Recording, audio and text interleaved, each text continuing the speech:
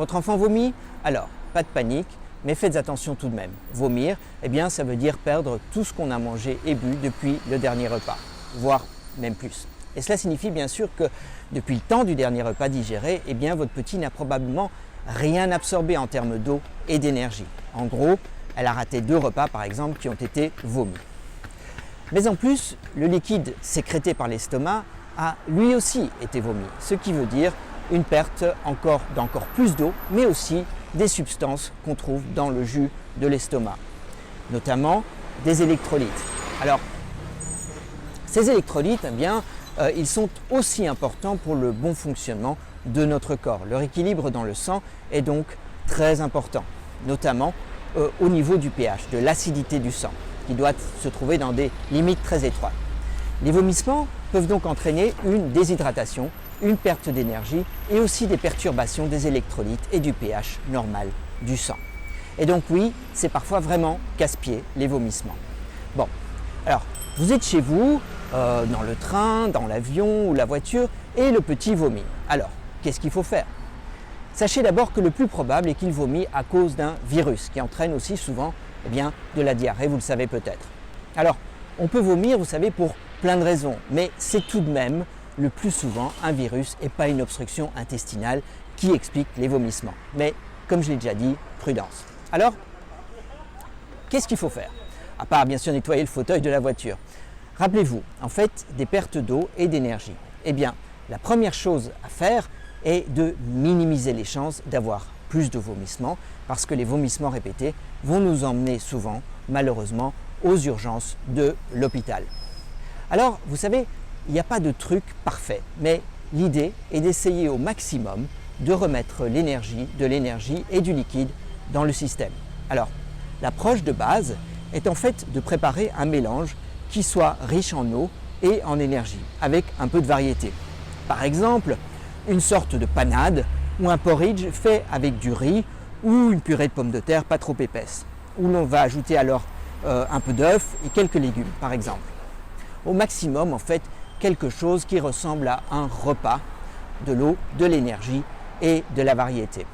Attention cependant aux gros morceaux de viande ou à l'œuf entier mangé d'un coup ou au grand verre de lait bu d'une traite parce que ces nourritures contiennent plein de protéines et de graisses et qu'elles vont par conséquent naturellement ralentir encore la digestion, ne pas faciliter en fait la réalimentation que l'on essaie d'obtenir.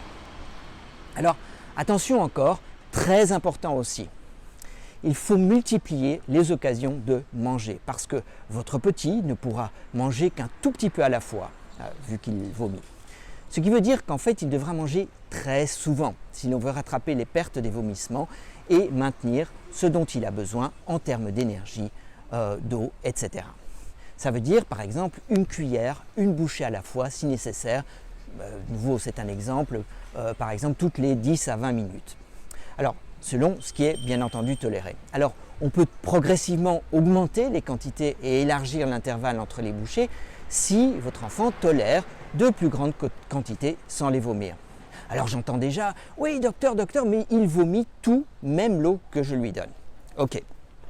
Alors, quand les enfants n'ont pas mangé depuis 12 à 18 heures, ils peuvent développer ce qu'on appelle une cétose. En gros, ils utilisent des graisses pour fabriquer de l'énergie dont le corps a besoin parce qu'ils n'ont plus accès, au glucose comme première source d'énergie. Forcément, parce qu'ils vomissent tout. Grands et petits, on fait tous cela quand on jeûne. On produit des corps cétoniques. Alors ces corps cétoniques ont une odeur d'ailleurs assez caractéristique qu'on sent souvent d'ailleurs dans les maisons de retraite et les hôpitaux malheureusement.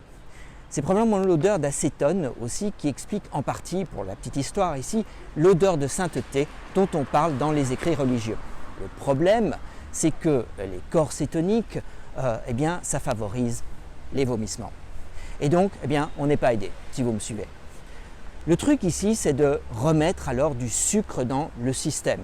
C'est d'ailleurs ce qu'on fait par la veine quand on est à l'hôpital. Mais est-ce qu'on ne pourrait pas, par exemple, essayer de resucrer avant d'arriver à l'hôpital? Alors vous pourriez, par exemple, essayer ceci. Ce n'est pas toxique en tout cas.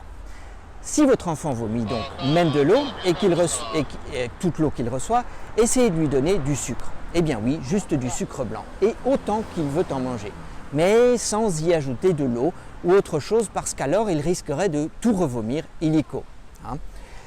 Alors vous faites ça pendant 1 heure par exemple, avant par la suite reprendre d'autres aliments de nouveau par toute petite quantité, très fréquemment comme j'en ai déjà parlé.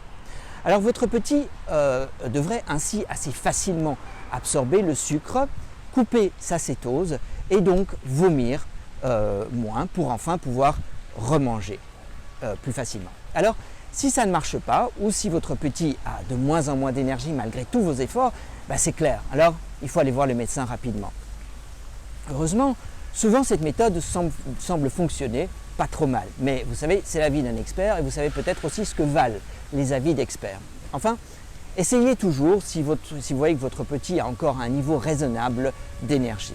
Rappelez-vous cependant que plus l'enfant est petit, plus l'effet des vomissements sera rapidement problématique. Ainsi, un enfant de quelques mois seulement peut déjà avoir l'air très malade en quelques heures.